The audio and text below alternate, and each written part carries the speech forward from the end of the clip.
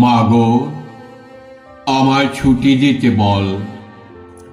সকাল থেকে পড়েছি যে মেলা, আমি এখন তোমার ঘরে বসে করব শুধু পড়া পড়া খেলা। তুমি বলছো দুপুর এখন সবে, না হয় যেন সত্যি হলো তাই। একদিনও কি দুপুর বেলা হলে বিকেল হলো মনে করতে নাই?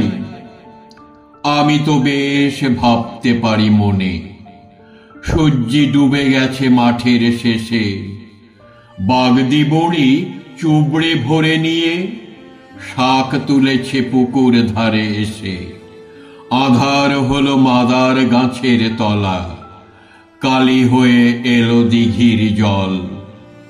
হাটের থেকে সবাই এলো ফিরে, মাঠের থেকে এলো চাষির দল। মনে কর না উঠল সাঁঝের তারা, মনে কর না সন্ধে হলো যেন।